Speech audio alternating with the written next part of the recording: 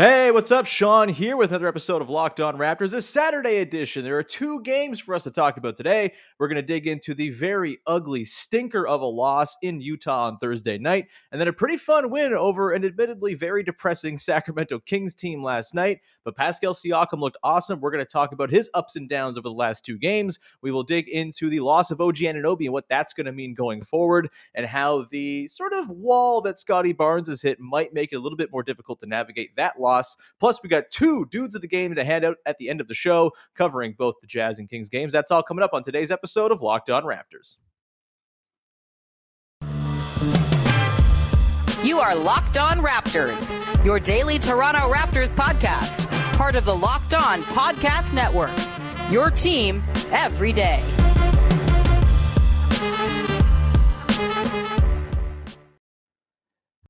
What's going on? Welcome to episode number, what number is it? 1061 of Locked On Raptors for Saturday, November the 20th. I'm your host, Sean Woodley of RaptorsHQ.com. You can find me on Twitter as always, at WoodleySean. You can find the show at Locked On Raptors, where you can find links to every single episode of the podcast. And of course, please make sure to check out the podcast, free and available on all of your favorite platforms, whether it's the podcast app. You can follow, subscribe, rate, review on Apple, Spotify, Google Play, all that, or you can find it on YouTube and hit subscribe over there. It's much appreciated when you watch the video version of the show as well. And even if you're not going to watch the video version, just click on the link and subscribe to help juice the numbers. There's no harm, no foul in that. Either way, thank you so much for being here, making us your first listen of the day. Today's show is brought to you by McDonald's, and they have been proudly serving community since 1965. McDonald's has always been more than just a place to get tasty, affordable food. It's an unofficial community center. A big thank you to our friends at McDonald's for always being there.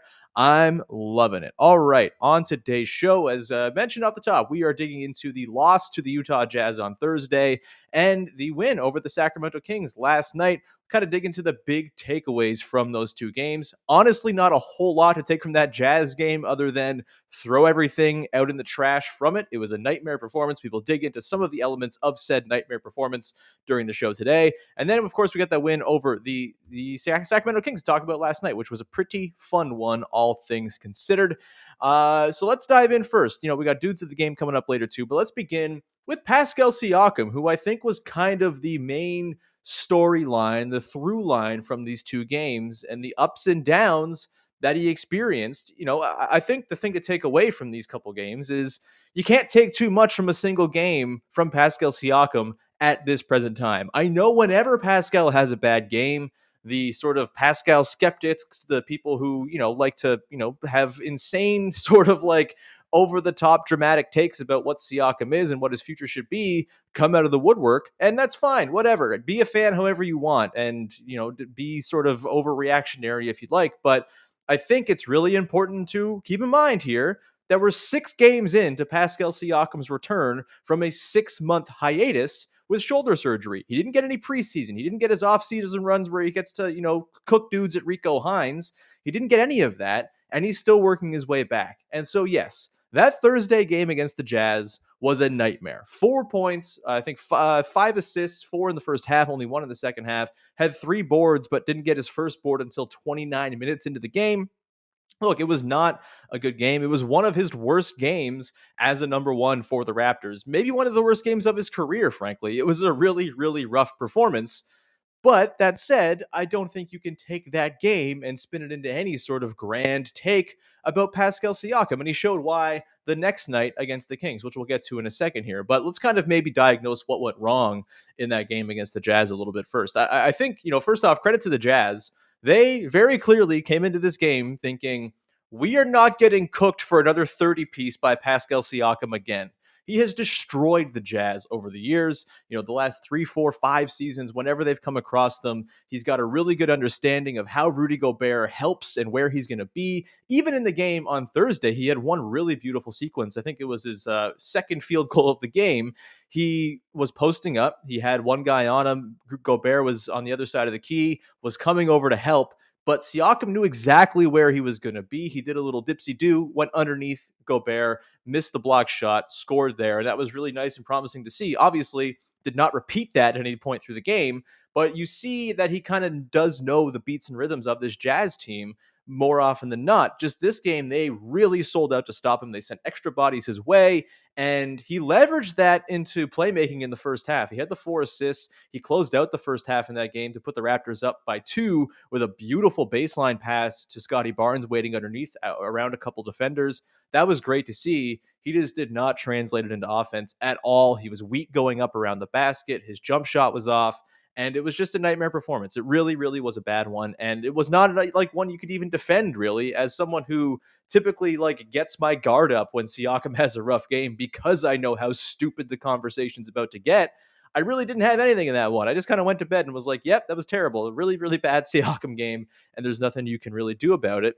But he did do something about it against the Kings, and he came out with just like an aggressiveness, a calm, a poise, and I think a sort of like tunnel vision in a good way type of vibe in this game. The Kings, credit to the Kings for being terrible defense. They're a nightmare team. They bum me the hell out. I'm hoping this game will go down as the game that lost Luke Walton his job, although he probably should have lost his job, before he got hired, number one. But also in the last couple of years where he's been a nightmare coach basically his entire time with the Kings. Hopefully this is the dagger and that puts him out of a job. But either way, I think the way the Kings guarded him certainly allowed him to get cooking. They sent single coverage at him basically the entire night. They didn't really double him up. And Siakam, to his credit, didn't try to force things in the playmaking department. I think we saw that last season quite a bit where, he would kind of have an easy lane to the basket or would have a matchup he could size up, but instead would kind of defer and almost lean too far into the playmaking. In this game, didn't do that at all. Had just the 1 assist, but finished, of course, with 32 points on 10 of 12 shooting, hit all of his threes, and got to the line 10 times, hitting 9 of them. It was a really beautiful, highly efficient, one of the more efficient games in like recent NBA history, per some of the stats you were reading through last night after the game. Really, really great stuff from Siakam. And again, I think a big part of it was that he realized, okay, the Kings aren't going to do anything to really stop me, and I can cook Harrison Barnes one-on-one in the mid-range. I can get to the basket against Tyrese Halliburton if he switched on to me. I can blow by Rashawn Holmes. It's not a problem. And I just love that aggressiveness from him.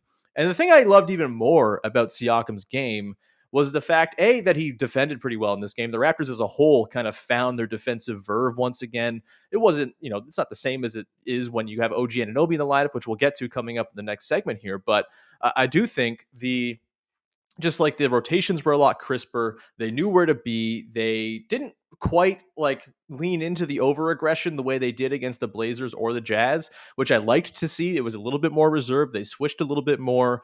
And I think that without some sort of individual heliocentric dynamic player on this team, like a Donovan Mitchell or a Damian Lillard, they didn't feel the need to send 2 to the ball and find themselves in rotation. And I think that was good. I think it helped insulate Scottie Barnes a little bit, although we'll get to him too. He had some struggles defensively over the last 2 games in particular. And he looks a little bit rough right now, but we'll get to that. I don't think that's too much cause for concern considering what he's shown so far.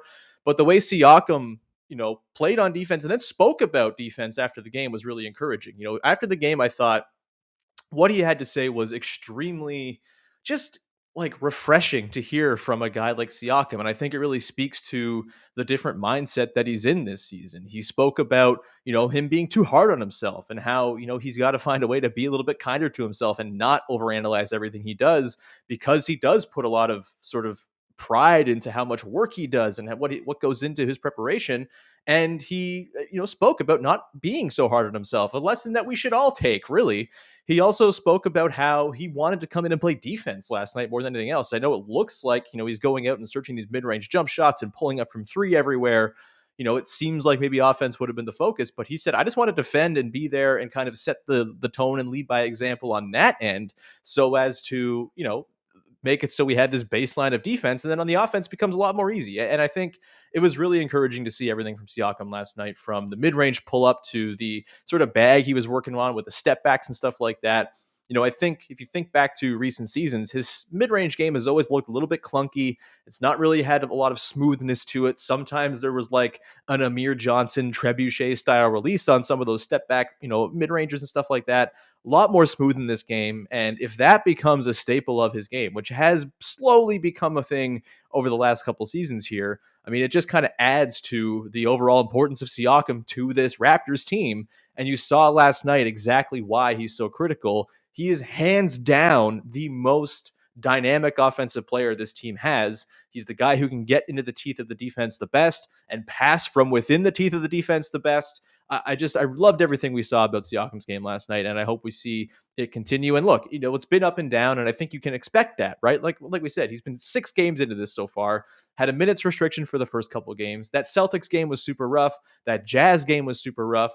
Otherwise, he's looked really comfortable, and his playmaking has been there the same way it was last season for the most part. His counting stats aren't quite there, just 17.3, 6.7, and 3.8 right now.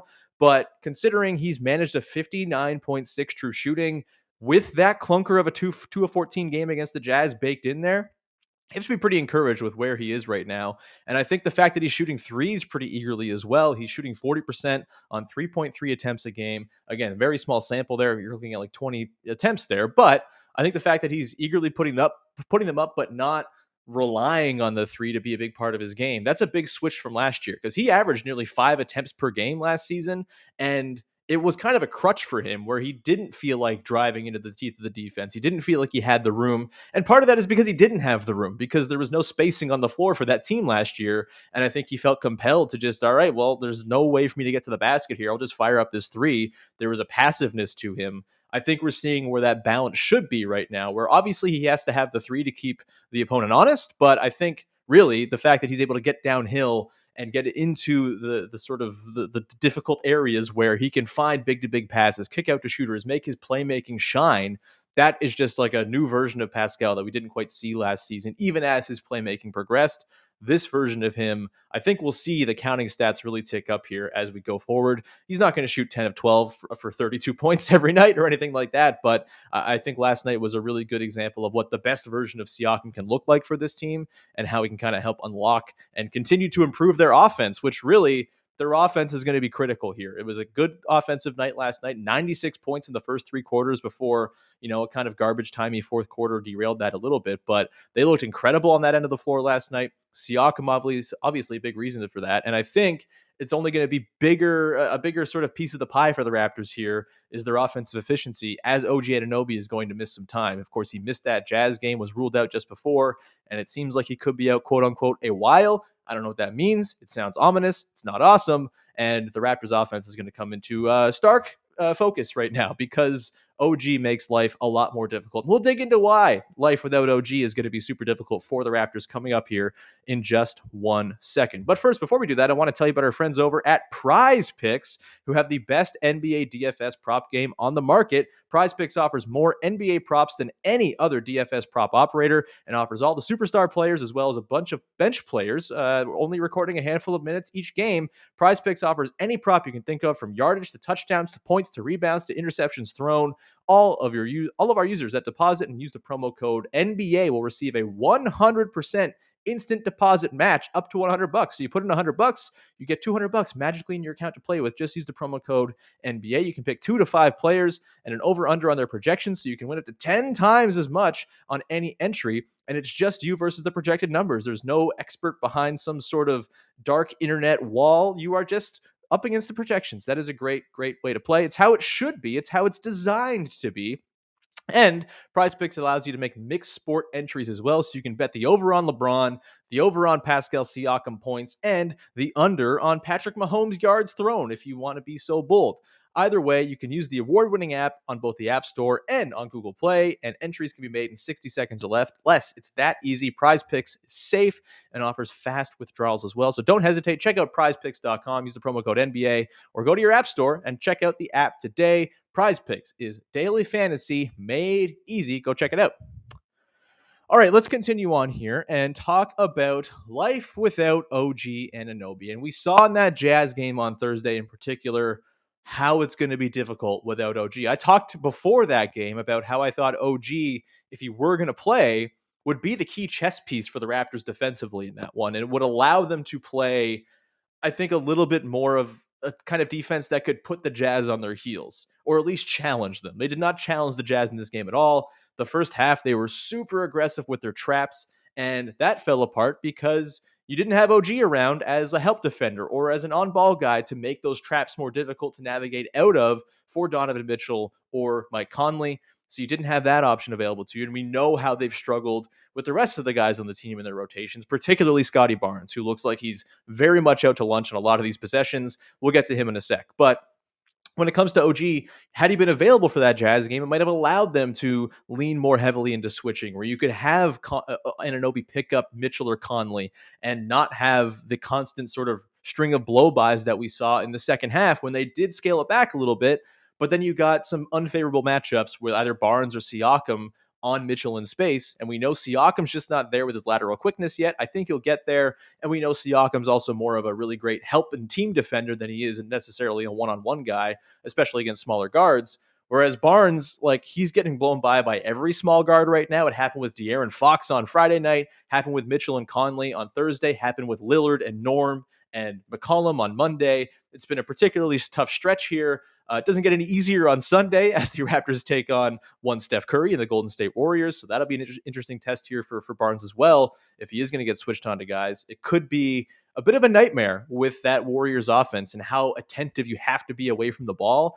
Barnes is just not that right now. And that's okay. He's a rookie. Rookies are supposed to be bad at defense. And the fact that Barnes was so good early on probably has taken the level of expectation to maybe an unfair level for a guy who's 20 years old and was projected to be more of a project. So again, we'll get to Barnes in a second here, but not having OG really put the pressure on the Raptors to have a really great offensive night, which they did in the first half. Like, they had 63 points in the first half against the Jazz. That was great.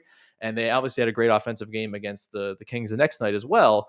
But when their offense tailed off in that third quarter against the Jazz, where it kind of just became a string of bad turnovers from Siakam and Van Vliet, and, you know, the heat check of Gary Trent Jr., you know, was on the bench or something like that. He had an enormous game that night, by the way. We'll get to him in the due to the game. There's a tease. But I think just the fact that the offense lost steam really made it so they had no chance of reeling the Jazz back in once they took a lead in that game, because their defense just didn't have the horses to compete with the way the Jazz want to play. Obviously, not every team is the Jazz. They came into that game on Thursday as the best offense in the NBA, despite being a bad three-point shooting team basically all season long. And then, of course, the Raptors are the slump busters when it comes to bad shooting teams. So good on them for upholding their reputation, I suppose. But that, I think, really encapsulated how difficult it's going to be to survive on the defensive end without Anunoby. You know, they start with the Fred, Trent, Barnes, Siakam, Birch look against the Kings, and it looked pretty good, you know, for the most part. The bench unit, as we'll get to as well in the next segment, looked fantastic in against the Kings as well. The defense was flying around. You got Banton, you got Boucher, you've got Achua, all kind of flying around with their limbs and their sort of chaotic energy, and that was great to see. But without OG, you just lose that big horse, right? You lose your best on-ball defender. You lose your best switcher. Like, you can't run a really effective switching defense when your best switch defender is unavailable. And so, again, this is going to put that much more pressure on the offensive side of the ball to really maintain the level it's at right now. The Raptors currently are number 8 in the NBA in offense per NBA.com, which is kind of insane. I don't really know how they've gotten to this point, but they're number 8 in offense per NBA.com. So congrats to them, I suppose. Like, it's probably actually a little bit higher considering they mostly played garbage time last night. And this is not the cleaning the glass stat where they account for garbage time. And really, the Raptors stunk in garbage time last night and dragged down their offensive rating for the evening. They were just killing it in the first 3 quarters. And I wonder, I don't have cleaning the glass in front of me, but I do wonder if maybe there was a bit of an increase for them, even more than there would have been last night, because of the first 3 quarters before garbage time kicked in. So again, they're going to need this offense to uphold. They're going to need, you know, they're going to need some kind of cobbled together defensive strategy here as well, because they can't keep hemorrhaging points. They didn't last night against the Kings. The Kings are a nightmare. I can't imagine it's going to be as easy against the Warriors or other teams are going to come up against. They're going to be up against Ja Morant in a couple nights against the Grizzlies. That's going to be a tricky one as well. But I think with the way the offense has started to play, the way there seems to be some connectivity here, even though the assist percentage remains league low by like 3 percentage points, there seems to be a bit of more of an idea of how they want to play on offense. And I think that gives them a shot here if OG is going to miss 2, 3, 4 weeks with this hip pointer. Again, a while is not really a very good timeline. So it's hard to really judge or expect things or what's going to go forward here. But yeah, I think this is going to be a fascinating test. And again, I think it becomes an even more difficult test if Scottie Barnes has in fact hit a bit of a wall here. You expect this to happen with rookies. Scottie Barnes was just a freaking rocket shot out of a cannon. What? I don't know. A horse shot out of the chute. I don't know. Looked incredible coming out of the start of the season. Like, looked way beyond the 20 years old that he is. And now the scouting report's on him. Like, they know that the mid-range jumper is a thing that he's going to do. They know that he's a great finisher around the basket and demands extra help in collapsing around the basket. And they know that he's not really going to shoot threes. And Nick Nurse has spoken about that, begging him to shoot threes. He's passed up a couple wide open ones in the last couple nights here. I would hope that he'll lean into it a little bit more just to, keep the defense honest and just test it out for him. This is still a developmental season for Scottie Barnes. More than happy to see Scottie Barnes just test the waters with three-point shooting a little bit. He has not really done that as of yet.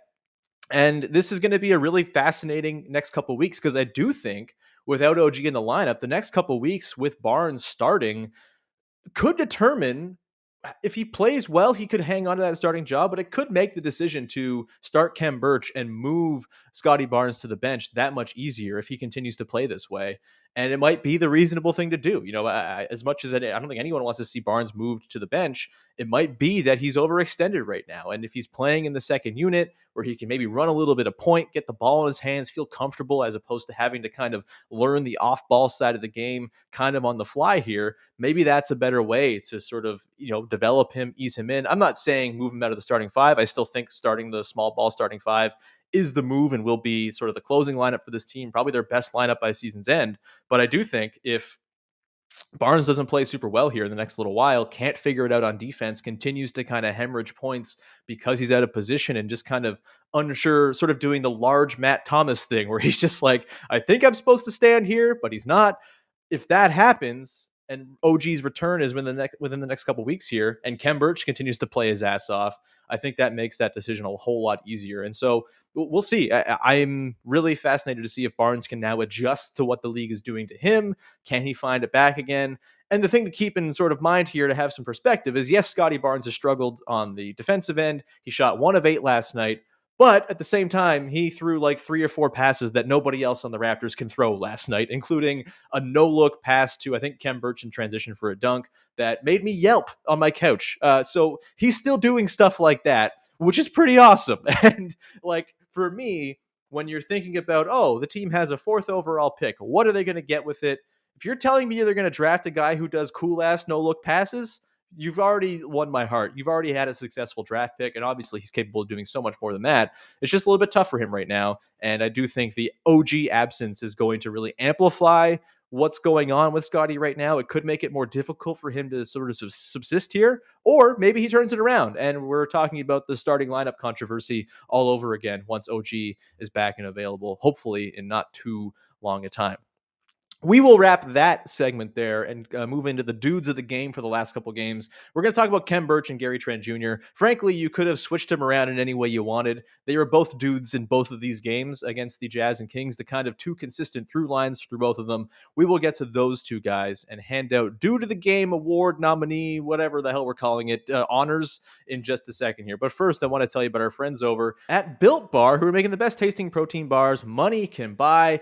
Thanksgiving week for our American pals is coming up next week, and if you are someone who, like me, sometimes just feels like having a turkey on a Thursday in November, and you want to have that Thanksgiving experience while all your American pals have a good time, well, guess what? Built Bars are for you because they are delicious and they can replace those very unhealthy desserts that you typically have at the end of the night that you don't really need. You want the savory stuff. You want to load up on the turkey and the gravy and the stuffing and all the carbs, and you want to lay, maybe you don't want to actually have that pie. Usually you're going to regret that piece of pie. You will not regret that Built Bar because a regular slice of pie has 300 calories, and that's on the low end. Meanwhile, Built Bars are only 130 calories on average with 4 grams of sugar and plenty of protein as well. Replace that coconut cream pie with a coconut coconut Built Bar or that raspberry Built Bar is a great sub for that raspberry pie. Lots of good flavors to replace any pie or sweet treat you might want to have to cap off your Thanksgiving. They're low calorie, low carb, low fat, high protein, covered in 100% real chocolate. And why not like bring a bucket to your family gathering and just toss them around to people, have them catch them in their mouths? I don't know. You can be the purveyor of Built Bars at your family gathering. All you got to do is go to built.com and buy some. And there's new surprises all month long on built.com. So please make sure to check out every day to see what kind of limited time flavors are popping up. They happen all the time around the season. So go and check in there. And there's nothing like a Built Bar Black Friday as well. Mark your calendar because Black Friday will be a huge event with all sorts of surprises. Go to built.com, use the promo code LOCKED15 and get 15% off your order. That is the promo code LOCKED15 for 15% off at built.com. All right, rounding out your first listen of the day here on a Saturday with the dudes of the game for the last two Toronto Raptors games. We will begin, of course, with Thursday night's dude of the game. And I got to say, the two guys who have won these awards, Kem Birch and Gary Trent Jr., could have won either one. Gary Trent was incredible on Thursday night, 31 points on 12 of 18, could not be stopped. The real bright spot for the Raptors in that game. Kem Birch has been an absolute just like menace on the defensive end the last couple nights, and the floater game, especially on Thursday, was very much on. And then he went and kind of did it again in Richaun Holmes' own house on Friday night, which was kind of fun for me, a person who is sick of hearing about how much the Raptors needed Richaun Holmes. Either way, you're due to the game for the game on Thursday night against the Jazz is Kem Birch. Did not have the 31-point game that Gary Trent Jr. did, but he did have a really impressive first half that allowed the Raptors to survive their insane defensive scheme. They played like really on the edge, really a high wire act in that first half, trapping 30 feet up the floor and just begging the Jazz to carve them open in space. And the Jazz did that. Rudy Gobert had many shots where he had a 6-inch advantage over the next tallest Raptor and easily scored. You saw him making short roll passes to shooters, and you saw plenty of wide open threes in the corner for Royce O'Neal, to the point that Royce O'Neal and Bojan Bogdanovic and Joe Ingles were so open in some moments that they just traveled because of how open they were. It was kind of wild to watch, kind of a galaxy brain defense thing from Nick Nurse, perhaps. Let's leave these guys as open as possible so that we break their brains, perhaps. Maybe that'll work. It didn't really work because the Jazz, of course, shot super hot in the first quarter. They were like 6 of 11 from 3 in the first quarter, remained hot the rest of the game, really blew it open in the second half. And again, the Raptors defense, I thought the process behind changing up the defense in the second half was smart, but they didn't bring the offensive level to accompany it the way they did in the first half. And really the vehicle by which they accompanied their bad defense with good offense in the first half was Kem Birch floaters, just nonstop Kem Birch floaters right outside of that range where Rudy Gobert really has that sphere of influence. You get that 11-footer that's just outside the Gobert zone. And I thought Kem Birch was fantastic in that game. They've gotten really good at finding him. The chemistry with Fred VanVleet is very much there. And I'm just glad to see Kem Birch kind of back and playing at the level that we know he can, where he's just this rock solid stabilizing force, both ends of the floor as well. His defense, I think, on Friday night against the Kings was even better than it was against the Jazz on Thursday. I mean, whose wasn't? But he was just he had 4 steals, 2 blocks in that game against the Kings, was everywhere around the basket, 10 points, 9 boards. Really great weekend so far for Kem Birch, but he gets the due to the game, his first due to the game win for his performance in mostly the first half against the Jazz on Thursday night. And now we move on to the second due to the game of the weekend, and that is, of course, Gary Trent Jr., who last night was just a spectacle for the Toronto Raptors. Look, people might not like the fact that he never passes. People might not like the fact that he kind of gets tunnel vision. I am totally okay with it. There's a very, very real chance here that Gary Trent Jr. is about to occupy the Terrence Ross-sized hole in my heart when it comes to gunners on the Raptors. It's nice to have a gunner. It's why I loved Serge Ibaka so much. Yes, he had fashion. Yes, he punched people. But the reason Serge Ibaka was great is because he had no conscience and would take 10 shots in a row without passing. And sometimes you just need that, especially in a team like this where so much of their identity is passing until they find the right shot. Sometimes just like having a dude who can go make a shot from 18 feet is a nice thing to have. And I love watching Gary Trent Jr. He's super smooth. yes, there, are always going to be limitations with him. He's not this super bursty guy. He's not going to get to the basket. And obviously, he's not much of a playmaker. And he kind of teases you a little bit too, because he will throw like really beautiful pocket passes from time to time. He'll really kind of put a defender on his hip when he is kind of in that mid range and find a big or, get a little kick out pass or something like that. He's gotten a little bit better with it. There is a little bit more, but we saw him run a ton of pick and roll last night. He must have made one pass out of the pick and roll against the Kings. But who needs it when you're scoring 23 points on efficient shooting? And the thing about Trent in the game last night, too, was they were running stuff expressly for him. Nick Nurse talked about it after the game, dug into how they just kept running set plays for him, and he just kept knocking them down. There was a baseline out of bounds play, a little pin down they ran for him on the baseline that he buried, a couple other sort of off screen things that they ran for him, in addition to having him run pick and roll. And why not? Like, green light Gary all the way. Turn it up for green light Gary. Let him be part of the offense. You're going to have to funnel shots somewhere now that OG is going to be out for a while. He's been taking like 17 shots a game. Why not funnel them to the guy who can kind of hit them from everywhere and, hit the mid range, hit the 3-pointers, on the move, on the catch, whatever it is. I'm all for it. I think like allowing this time to be a spot where you kind of let Gary Trent Jr. test his limits and test his bounds, more than okay with that for me. And I think a way they can do that, and we saw this work out in the second quarter a little bit, was they ran him with the bench. They ran him with that, super long and gangly bench crew, and he was really effective. Look, do I wish the Raptors would keep one of Fred VanVleet or Pascal Siakam on the floor at all times? Yes, but they made it work with Trent last night.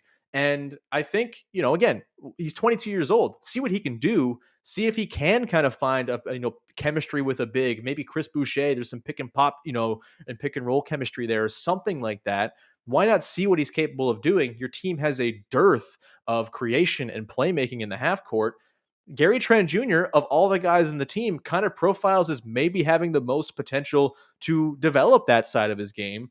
Maybe he doesn't, and he's just like a six man for the future, but all that's fine too, because six men of the future are very fun and cool. And I love watching them play. So yeah, I think Trent last night, very earned due to the game nominee. He kept the team afloat, really kind of made that second unit sing for the first time in quite a while. The bench has been such a sore spot for the team all season long. They've needed someone to tie this collection of chaotic weirdos together. And I don't know if I would have put my money on Gary Trent Jr. being that guy to tie it all in a bow, but for one night he was, and I'm very okay seeing it again, just to see if maybe there is something there. And you can kind of allow him to kind of be this central offensive force where he can look for his own shot. He can score 6-8 points to keep the team, afloat in those second unit minutes. And then you have those other guys who can really just focus on flying around on defense and doing the thing that we saw from that Rondae Hollis Jefferson, Chris Boucher group a couple years back, where really, yeah, they're not going to score a ton, but they defend like maniacs. They really make the other team uncomfortable. And if you have one central offensive figure, maybe you work in a Scottie Barnes into that second unit as well to give a second guy who can handle the ball, maybe run pick and roll with Gary Trent Jr. If teams are going to sell out to stop Trent, you've got Barnes in the middle of the floor to work in the short roll. I kind of like that as a way going forward here. Another way they could do it is just make Malachi Flynn play more. And I think everyone wants to see that, except for Nick Nurse, who barely played Flynn last night, despite it being a huge gap for most of the game. And so that's another way you could kind of juice up that second unit. But if you're going to run Gary Trent Jr. as like a six-man type guy who, works with that second unit and is the central offensive force, I think you could do a lot worse. And at the very least, maybe you'll learn that he can or can't do it. It's kind of about testing the bounds. We've seen like 30 games of Gary Trent Jr. in Toronto. We don't really have the full book on him. We won't have the full book on him for a while. Why not try to fill out one of those chapters and see what the book is on Gary Trent Jr. as a guy who can run a lineup? So that's kind of all I got on your dudes of the game here. Gary Trent Jr. with his second win. Kem Birch finally on the board, and that will bring an end to the segment that everybody is clamoring for, and to today's podcast. Thank you so much for tuning in. As always, very much appreciate you making us your first listen of the day. Reminder, you can go subscribe, rate, review, follow, tell a friend to the podcast and all of your favorite podcast platforms and on YouTube. So please go hit the subscribe button there. You can go make your second listen of the day. Locked On Fantasy Basketball is Josh Lloyd, like me, is doing Saturday episodes all the time. He's just constantly cranking out episodes to help you with your fantasy basketball team. So go and check that show out for sure. And we will be back again on Monday. The episode with Yaron Weitzman that was supposed to run yesterday will actually run next week. The interview, we had to just reschedule thing. He had some kids stuff as a father that he had to attend to, and our original recording got bumped to next week, but we will have that episode, probably on Tuesday. And then we'll get Vivek on to talk about the Warriors game, most likely. We will have a loaded week next week as they go and finish up their road trip, taking on the Grizzlies. And I think the Pacers is the last game of their road trip. I could be wrong there. Either way, they are very much on the road till next weekend at the very least. So we will finish up there. We will wrap it, and we will talk to you again on Monday with another episode of Locked On Raptors. Bye-bye.